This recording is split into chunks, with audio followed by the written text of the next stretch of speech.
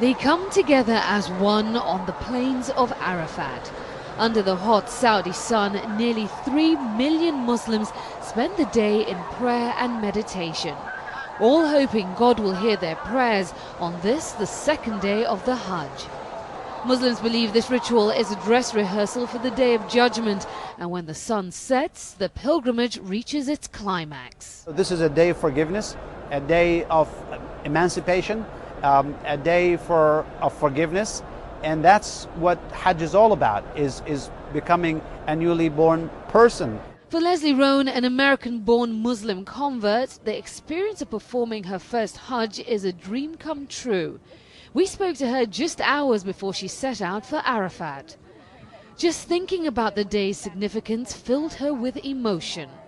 I'm going to be praying for forgiveness for my sins, and that, I think, is what we all are after. And, you know, there are a lot of things that we do consciously and unconsciously. I want a closer relationship with God. This 49-year-old resident of California is a long way from home, and she says she is relishing every minute of her spiritual journey.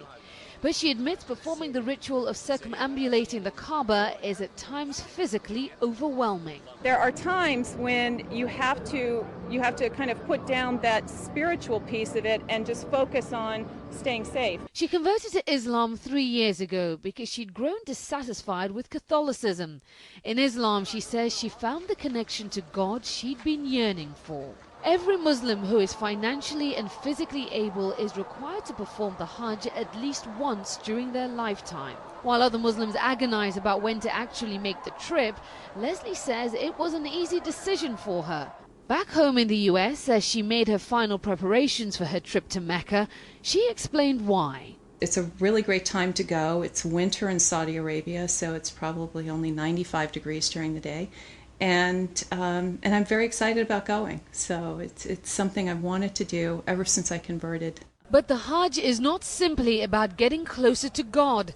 Over the course of this 5-day religious gathering, Muslims from all around the world will also be striving to get closer to each other. Now that the sun has set, Leslie and the millions of other pilgrims will relocate to Muzdalifah, and there they'll collect the small pebbles needed for the Hajj's stoning ritual, and also take the opportunity to have a meal, get some rest and reflect on the high point of the Hajj. Aisha Say, CNN, Arafat, Saudi Arabia.